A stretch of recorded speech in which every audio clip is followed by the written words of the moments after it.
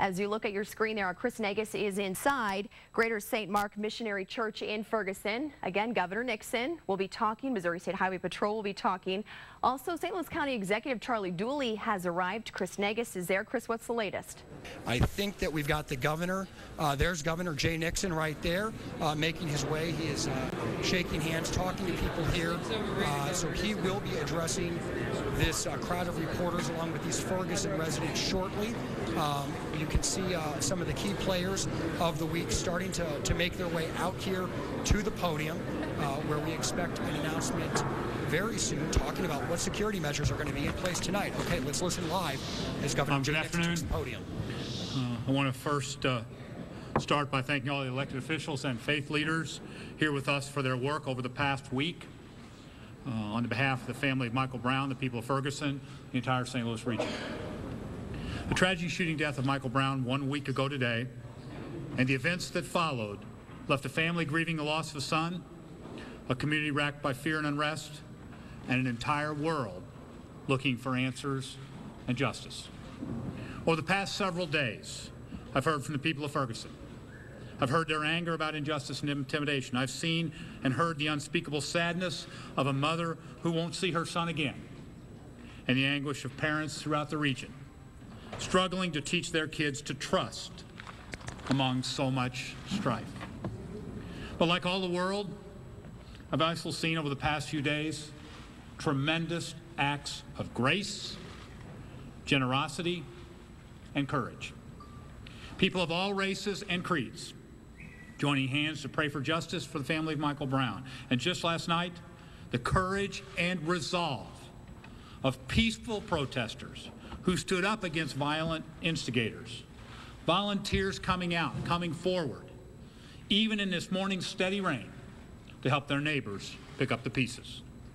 As governor, I'm committed to making sure the forces of peace and justice prevail. That is why early in the week I called on the Department of Justice to conduct an independent investigation of the shooting death of Michael Brown. An investigation, I'm glad to say, is being beefed up with additional FBI agents canvassing this area over the next several days. I want to personally thank General Holder. We had a good, thoughtful discussion yesterday, and I appreciate deeply his leadership and support. And that is why 2 days ago, as we saw escalation and the need change and shift, I put the Missouri State Highway Patrol in charge of maintaining safety and security in Ferguson. I want to personally thank Captain Ron Johnson for his outstanding leadership in helping bring calm to the streets of Ferguson while maintaining the rights of its citizens to engage in peaceful protests. That balance is important. The First Amendment is extremely important. In action times like this, people being able to speak their concerns is vitally important. As a result of those actions, we've begun to see progress. On Thursday night, peaceful protesters of all ages, races, and creeds here in Ferguson and in cities and towns across the nation, 80 separate cities, called in one united voice for justice to be served. And last night, except for a very few, the folks out in the streets of Ferguson last night were peaceful demonstrators. But we also saw a pattern develop last night where after hours of peaceful protesting, small groups took to the streets with the intent of committing crimes and endangering citizens. That is unacceptable. Each step of the way this week, I've been in touch with these local leaders. And I just met once again with them to discuss the best course forward. I share their frustration and their conviction that we cannot allow the ill will of the few to undermine the goodwill of the many and continue to put the people and businesses of this community in danger. If there was an easy way to separate those who hurt from those who helped, we would. But it's hard. And sometimes, especially at night, we can't. So to protect the people and property of Ferguson today, I signed an order declaring a state of emergency and ordering the implementation of a curfew in the impacted area of Ferguson. Again, this is not to silence the people of Ferguson or this region or others, but to contain those who are drowning out the voice of the people with their actions. We will not allow a handful of looters to endanger the rest of this community. We still need more answers about what happened 1 week ago at Campfield Green, and I will continue to push for those answers and demand transparency and accountability and expediency. I will tell you there's a lot of people working on that right now, a lot of people. But if we're going to achieve justice, we must first have and maintain peace. This is a test. The eyes of the world are watching. This is a test of whether a community, this community, any community, can break the cycle of fear, distrust, and violence and replace them with peace, strength, and ultimately justice. It will not happen in one night. But that is where we will start. So tonight, let that journey continue. And in the morning, this community will rise with the sun to renew its quest for justice. Now, to go through a couple of the operational choices, then we'll hear from a couple of officials. This challenging time, it is nice to have veterans of law enforcement working in a coordinated fashion. Excuse me, Governor, you need to charge that police with murder. That will bring peace to this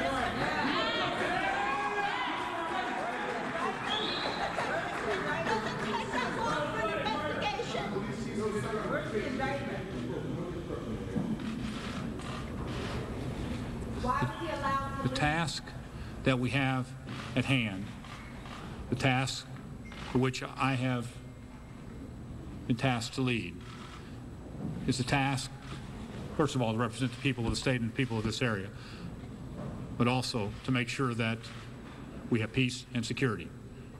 Let us go through the decisions that have been made and the implementation of that, and in order to begin that process, then we'll hear from officials and we'll be glad to take questions. Let me first introduce to you the Colonel of the Missouri State Highway Patrol, Colonel Ron Repogle. Colonel Repogle. Thank you, Governor. I command 1,240 troopers from Jefferson City, Missouri, where our headquarters is at. I cannot solve this problem from Jeff City, Missouri.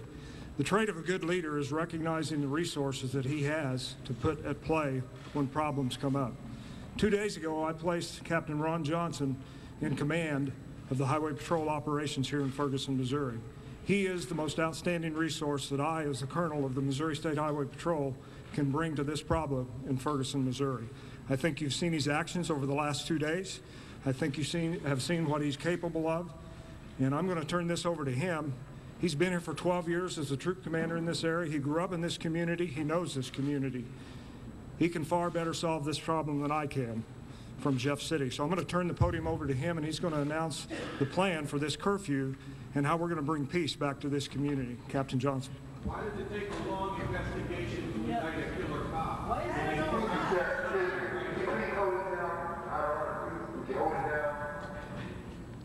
Good afternoon. I have been tasked to provide security for the people of this community, allow them the right to speak, allow them the right to express their feelings. As far as the investigation, that is not my task. That's not the task of the Highway Patrol. The governor has enacted a curfew to allow us to provide safety for the citizens of Ferguson, but also to maintain the right of the people. That curfew will start today. It would run from 12 midnight is when the curfew will start to 5 in the morning. We will enforce that curfew in an effort to provide safety and security to the area. Before I go on any further, there's some things that when I was out yesterday in the crowd that I was asked about. And I've been promising that I will talk, I will communicate. The things that we talk about behind closed doors, I will communicate with you. There was some talk about having more eyes on this investigation. And I can tell you this morning, at about 9 o'clock this morning, the FBI brought 40 agents in and went to the Campfield area and went door to door to try to find other witnesses that may have been a part or saw the incident. They contacted several witnesses, and they went to several homes where people weren't there. The homes that they went to and people weren't there, they left this card. They've also passed this card out to clergy, and if you are a witness or you have any information, you can contact your clergy. You can look on the door of your home and you will see this card. But I would ask that if you fill out this card, make sure you're filling out with some valid information. Let's just not send a lot of cards which invalidates those that have valuable information to make sure that the proper justice is done in this case. I'll answer any questions, but I can tell you that the past few days I have seen a great people stand up with a lot of pride. I've seen great people stand up and speak their voice. I've seen people show compassion toward each other, strengthen each other, and that's what we're going to talk about today, is the positive impact that our community is showing on this nation, and we will survive this, and we will make a change. Governor Nixon, I have a question for you. If I could, before we get to lengthy questions, I committed, first of all, to our host to make sure that he had the right to speak, and I want to thank personally Representative, Reverend, friend Tommy Pearson. This is your house that we are in, the Lord's house, and I would ask if you'd like to make any comments before we'll take questions. We'll be glad to take questions, but Reverend Pearson. Thank you, Governor, and all of the elected officials and the law enforcement officers who are here.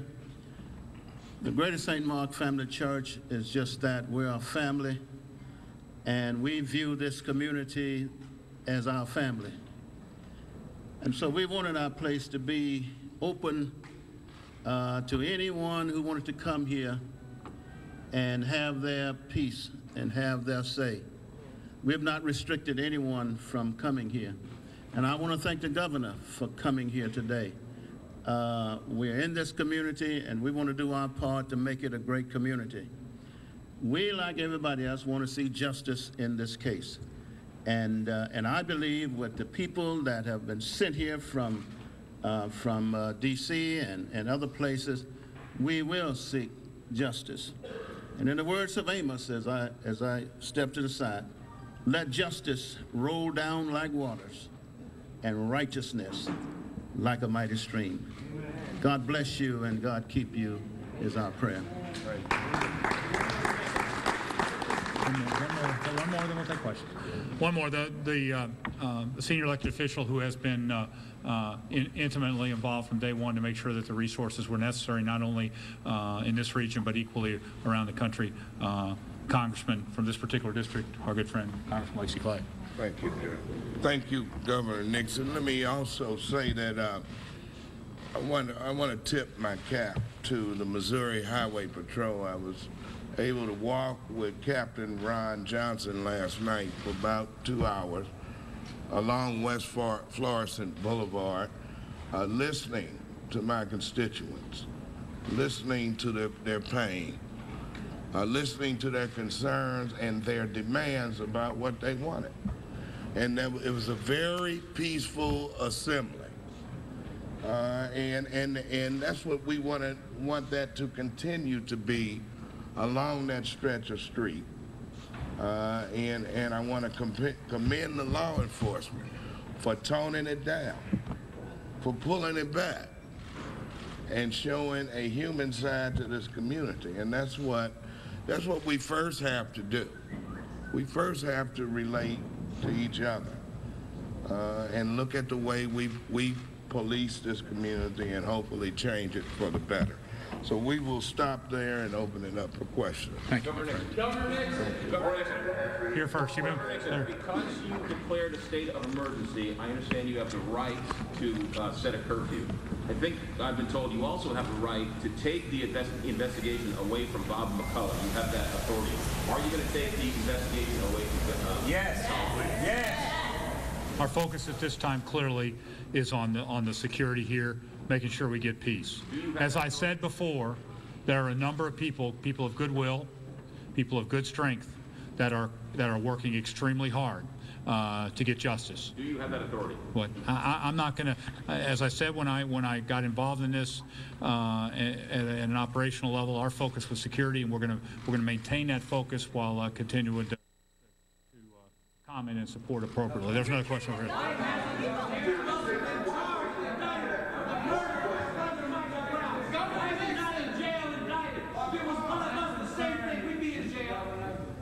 How Captain Johnson, how are you all going to enforce this curfew tonight? Peacefully. Peacefully without, are you going to do tear gas again? Are you bringing back military force? How are you planning to enforce this curfew? I'll let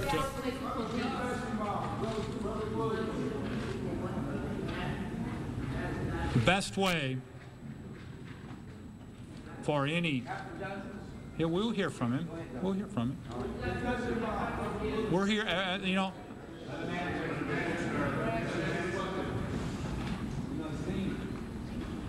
The best way for us to get peace is for everybody to help to make sure that everybody gets home safe tonight at 12 o'clock and gets a good, solid 5 hours sleep before they get up tomorrow morning. And that we're going to, the Governor Nixon, we want justice. Why is the focus on security and not getting justice? Why is there no arrest? If Mike Brown was shot top, he would have been in jail. That's right.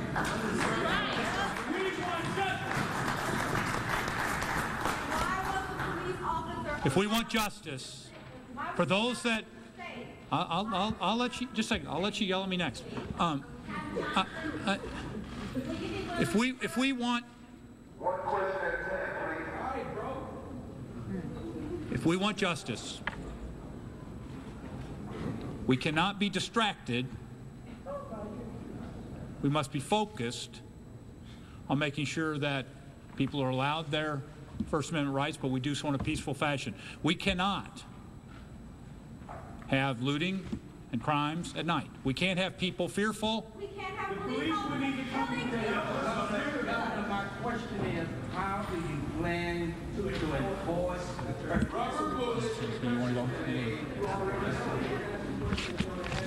Governor, last night. Excuse me, sir. I understand.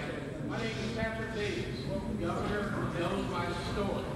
Now, last night, Captain Johnson, there was a question on these laws that I was asked, how you plan to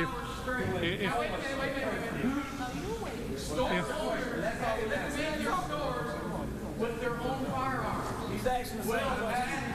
Will we have police guarding our homes and businesses? Okay. First here, then there. Okay. Go ahead. I'm going to talk to the gentleman here that asked the question first. And I'm going to tell you that what we're doing now is not who we are. It's not who we are. Yelling at each other is not going to solve that. We're all talking about the same concerns and the same passion. The frustration that's in your home is in my home. It's in my home. And I've given you all the answers that I know, and I'm going to continue to give you that. And I don't care who you are, how old you are, and I don't care if you were a peaceful protester last night or if you were a rioter last night, rioting. You will still get those same answers. So tonight, we will enforce that curfew. We won't enforce it with trucks.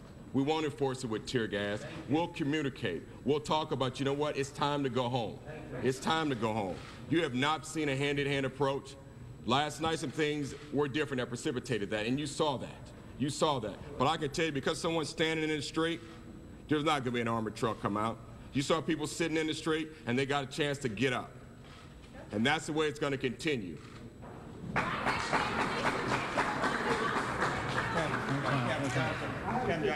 Were you not aware? Police not killing our children. Start there. We're going to answer one question at a time. Were you not aware, and even though you're in command, were you not aware that SWAT teams were being deployed last night? Were you not made aware?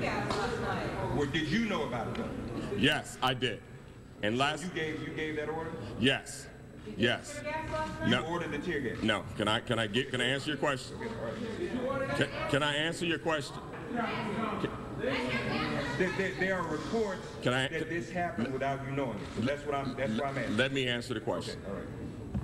Last night we had several officers that were trapped on a parking lot. They tried to get out. We sent an armored vehicle to help them out. We sent 2 armored vehicles to help them out. We had 3 officers injured. 1 officer deployed 1 can of tear gas. He was there. He made that decision. I got a call on the phone, and I said, I'm back en route. I got back out of my bed and I went route, and I said, make sure we are not going to use any force that's not necessary. And there was one can that got out. Those officers got out.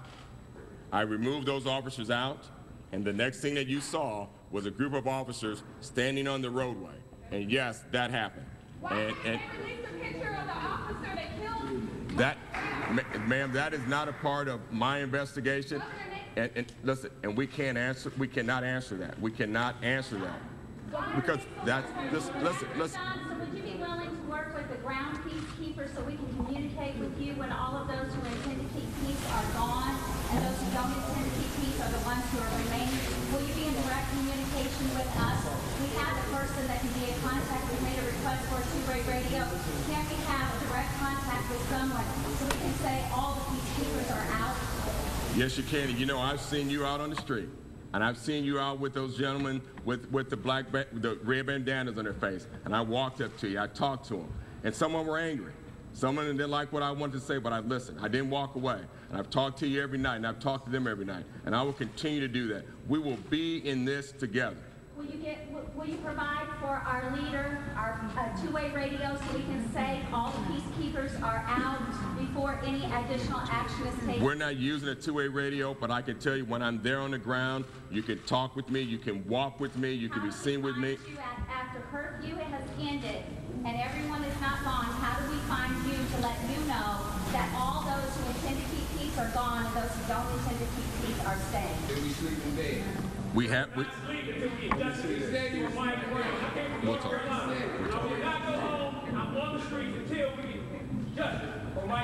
Okay, the gentleman. What we got a question. I'm gonna get you. You're next. You're next. You're next.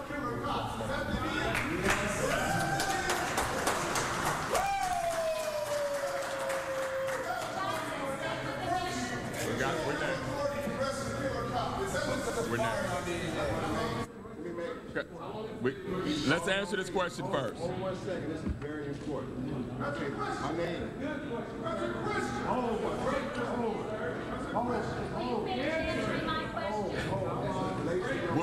Can we work together? I'll get with you tonight. People in this room that have a lot of questions right now, and a lot of residents are asking questions directly. We're going to see if we can talk with the captain along with the governor after this news conference and things calm down in this room. My group, and thanks to you, but my organizers, along with the New Black Panther Party and the Nation of Islam, we are the ones that put those men in the streets, and we control the flow of traffic. And I personally shut down the avenue at 2 o'clock, the cars, the homes, and cleared everybody out. There was no incidents on Thursday night. So, what I'm saying, and you were there, and you understand. You witnessed that. And so what I'm saying is tonight, with the curfew being at 12 midnight, it seems to be a tight curfew line that could be a prescription for confrontation. And I don't know if it is as easy as it is asking people to leave at that time as you may believe. And so what I'm saying is right now we're organizing, we have at least 100 or 150 men working with the various organizations like this name and the National Action Network to make sure that this doesn't deteriorate into a situation where everybody's tear gas, demonstrators look bad, and it turns that way. And so is there any way that curfew can be pushed back some, and that there is some dialogue here for some rules of engagement? Because I don't believe that the police can enforce the curfew without a confrontation. And I do know that the forces that are under our command can bring this to a conclusion. The demonstrators being able to get their message out, our message too, and also able to bring this to a decent conclusion. What is the time frame on the officer going to be charged? I am alone. Essentially nothing. And the time that extended time and the burden of ending the demonstration tonight, and that be on us, so that we don't have what happened last night.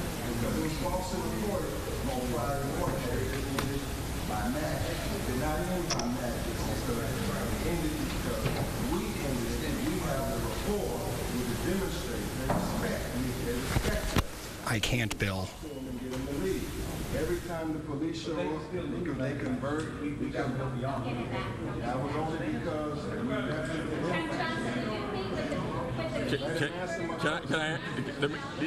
we we will talk. I will talk with you. I will talk with you. I'm going to answer. I'm trying. Can I answer? A lot of people wanting to talk at First one of all, time, I want to say that those groups that he talked about that helped us on Thursday night, he's absolutely correct. And when I met with the governor that next day, I said, I do not know the name of those groups. And I said, but there were gentlemen in black pants and black shirts. And I said, they got out there and they did their job. And I told that to the governor, and I'll tell that to the nation.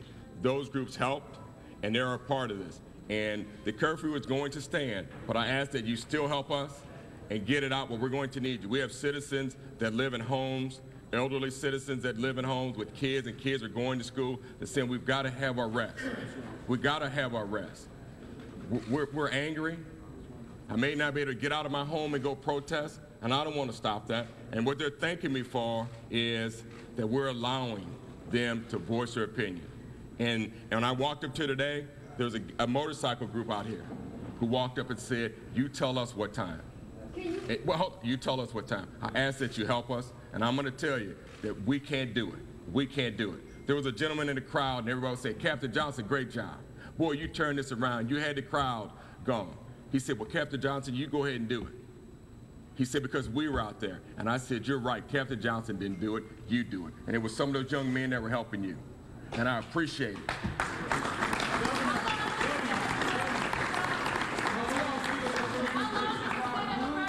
We couldn't call 911. We couldn't call 455. Nobody was able to respond from 3 a.m. to 5 a.m. when the citizens that you're asking to help you, we called 911, we called the county, we called the local police, and everybody was pushing the buck. It's like we're chasing our tail. You're asking us to help, but we don't know how to help. Can I answer that? And that's why we're going to clear those streets, because we did have citizens who called, and we were unable to get to them. We're going to clear those streets so we can handle those sick cases. And matter of fact, we're in the back room talking about 911, and people are calling 911 and not getting their calls. And we talked about that. The representative talked about, well, where should they call? And I said, you have them call 911, and you're going to see a state patrol car or a county police car get there. And that's why we have to clear those streets. I know you're trying, but people get sick at 1 o'clock in the morning. People get sick at 2 o'clock in the morning. So we're going to do that. We're going to work, and we're going to do that. Let's work and get this part done and see what gains that we make. We are going...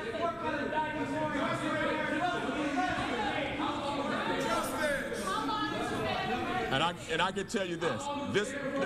This morning we talk about an investigation. You're talking about the governor.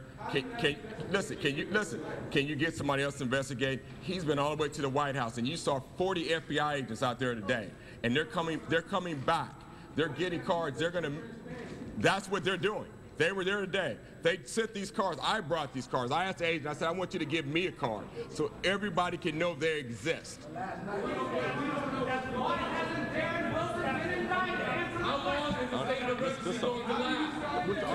I could.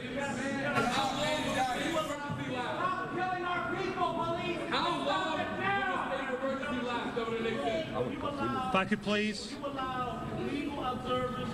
Please. To make sure that there are no abuses after the curfew. Will the media be allowed out to report after the curfew? Will you allow legal observers? Will you allow the media out of the street to report after the issue? The police attacked us last night. The police attacked women and children last night. They attacked them. We kept us attacked. They kept telling me back, but they attacked them. Then they go to the press and spend a bunch of lives. This is not working for the police. I attack them. So the question is, Governor, will the media be allowed to be out in the streets? No.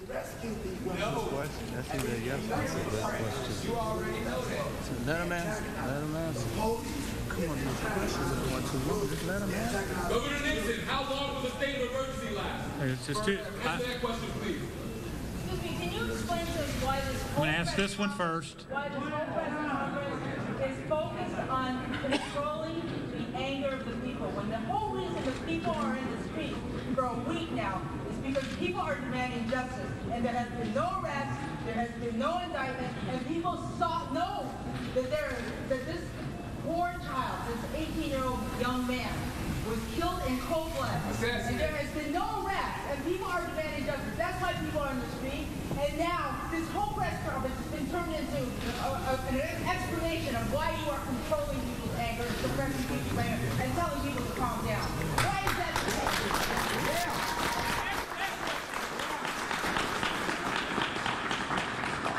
Question over here. Our hope is that we'll get situational awareness tomorrow morning. Our hope is that with the help of all, that tonight will be a more peaceful night than last night, while allowing the appropriate emotions and energies and allowing folks to speak out. What's stopping you from indicting him today? Let him answer the question. Let him answer the question. The second question. The second question, and then I'll have Congressman Clay. But just let him answer the question. In the middle of answering the question, let him get answer. Our full hope and expectation is that we'll. Katie. Would you please let him answer the question? You can't interrupt him while he's trying to answer a question. Okay. Clearly, the media has a role in helping here, and clearly. Wait, you can answer about the length of the state of emergency. As I said before, we're going to get situational awareness tomorrow morning. We'll make a decision. I mean, we're going to watch this one day at a time. This is not normal, and our hope was that we return back to a peaceful normal. But killing our children is normal with the hands of Governor Nixon. Let him answer. That's why I got Can somebody answer that question, please? I'm going to let Representative Pearson and Congressman Clay want to say something. Listen. No, excuse me. Excuse me if you would. Excuse me. Why can't these officers be in front of all these businesses and then, instead of putting a curfew on these people, just put officers in front of these businesses down West Park? We got 5 police departments down West Park. Yo, we need answers.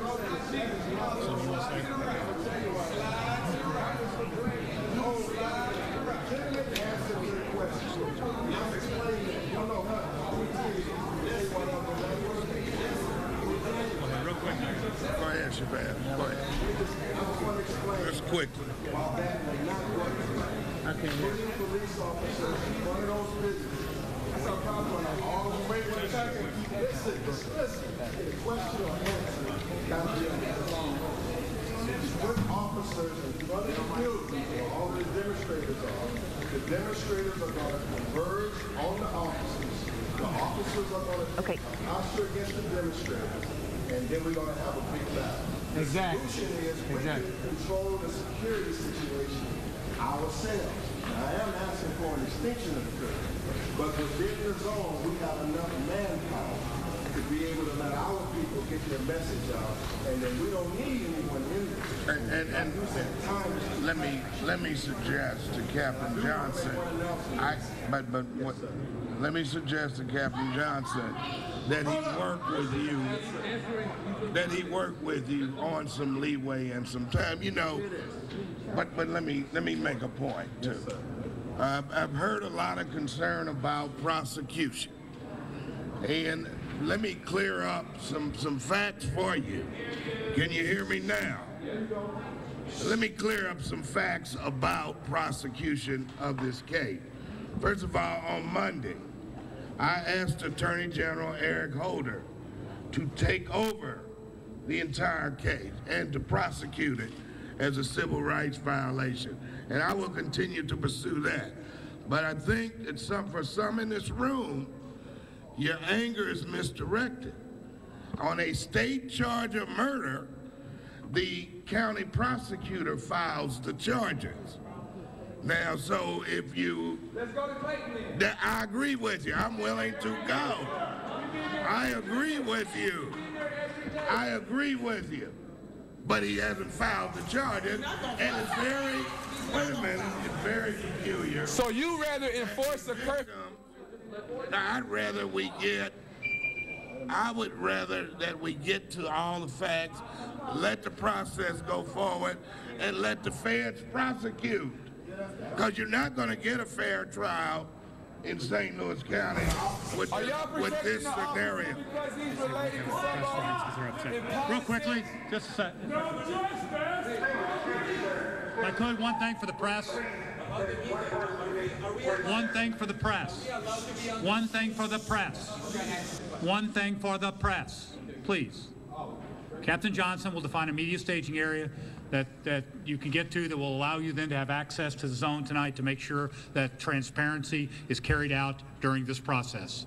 He will have a staging area that will then allow folks to get in. We want to make sure as we're doing this that there is transparency during the entirety of the process. I can guarantee that Captain Johnson will make that staging area available and then make sure the members of the press have access to openly and fairly record, openly and fairly see, and openly and fairly show the country, the world, whoever, what's going on. Thank you all very much for your time.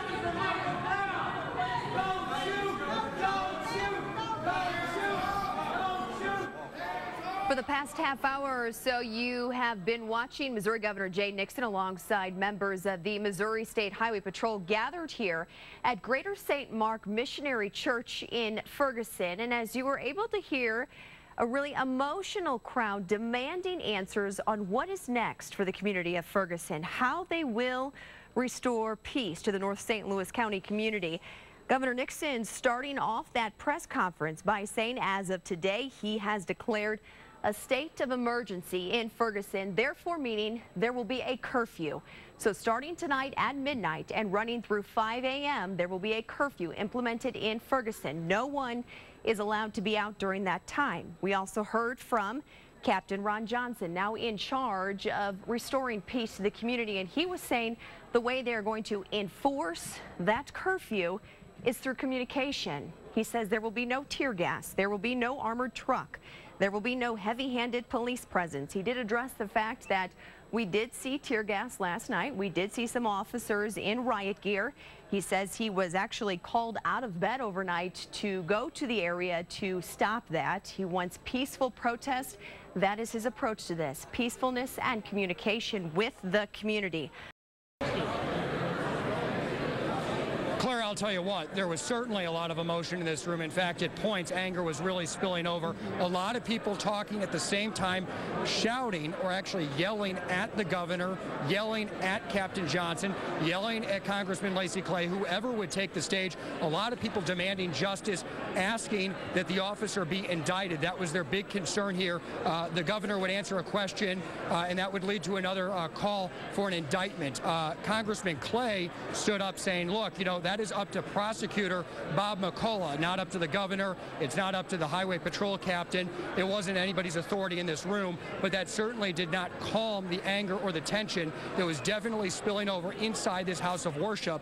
In fact, at times, the pastor would take the podium asking people to remember they were inside a house of worship, to remain calm, to stay orderly, to ask the questions. Now, there's a lot of reaction, a lot of strong emotion and feelings. Now, sir, you're a Ferguson resident, is that correct? Well, I'm a Blackjack resident. My wife have to be, this is her district that we're in right now. So your wife is a state representative? Yeah. All right, tell us who your wife is again. Representative Rochelle Walton Gray. All right, so you're here at this news conference. You just heard from the governor that there's going to be a curfew in place here in Ferguson from midnight till 5 a.m. What's your reaction to that? I think that's going to create more problems. I don't think the state troopers themselves can stop them at 12 o'clock. You know, what do you think about this news conference? I've been covering news a long time, and I've never seen anything quite like this. What's your reaction to what took place here? Like I said, I'm just supporting her, really, and I don't think it's going to make a difference. I think this news conference is really a waste of time.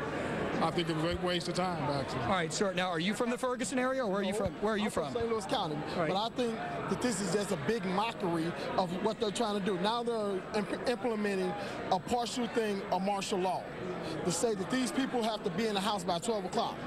When we know that there's enough police officers that stretch from West Florissant and Jenny Station Road to West Florissant and Halls Ferry, where there's multiple police departments that's down that corridor. Now, let me ask you this. If you knew if this curfew was going to actually keep the peace tonight, would you support it? I don't think I will support it, due to the fact because there's a lot of people out here that still want to be heard, and they're stopping them from being heard now.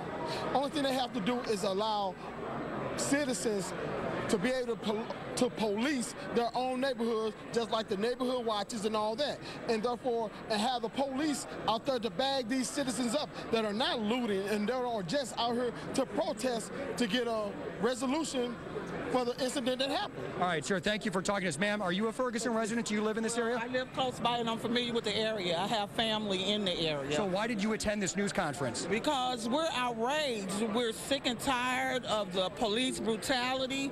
We're sick and tired when some of our young African-American men are killed or murdered or slaughtered. Bob McCullough, the prosecuting attorney, takes it and throws it up under a rug. We have a legitimate concerns for our community. Most of those police in that community, they have nothing invested in our communities. How do you ask young people to respect an authority when you have policemen harassing them for day to day just for walking in the middle of a street? You get gunned down for walking in the middle of the street? Are we in the United States? So what do you want to see happen out here tonight? Because they are calling for a curfew from midnight till 5 a.m. Do you think that will have an impact in this community? Yes, it will keep the protesters off the streets, but is there a chance that that will restore peace and calm here in Ferguson? You want me to be honest with you? Yes, honest. There will never be any peace until that officer is charged with murder and put in jail, not allowed to leave this state like he has. And did you know that that officer, since they told you he was so exceptional, did you know that officer used to be an officer of Jennings, and Jennings is more racist than Ferguson? All right, thank you, ma'am, for giving us your opinion today. A lot of opinions here in this room, a lot of people voicing their concerns. We're going to stay here inside the church. We're going to continue to talk to people. The governor's gone out the door here along with the captain. I see Congressman Lacey Clay shaking hands, taking questions from other people up here in the front of this house of worship. We're going to try to catch up with him and get his opinion, but that is the very latest. As you can hear, a lot of tension developing, unfolding, spilling over inside this church. We're going to stay on top of this and continue to bring you live coverage throughout the day.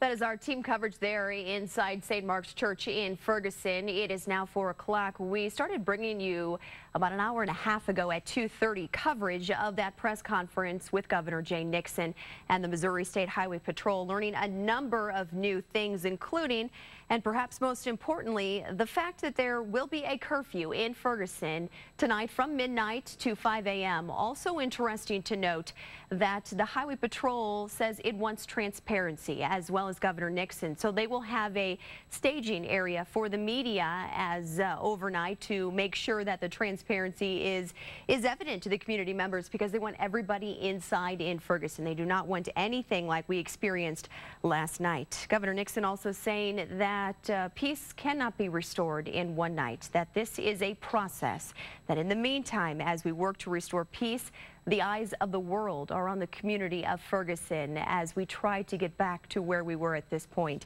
A lot of calls for justice inside that church as well. Want to let you know that our Chris Stanford will be talking to St. Louis County Prosecutor Bob McCullough, because we are learning that he intends to convene a grand jury within the next few days. So a lot of information we're going to compile here in the next 2 hours, of course, bringing you all the very latest on News 4 at 6 o'clock. Our team coverage will continue of the latest happening out of Ferguson. In the meantime, I'm Claire Kellett, and we will return you to your regularly scheduled programming. This has been a breaking news report from News 4. Watching out for you.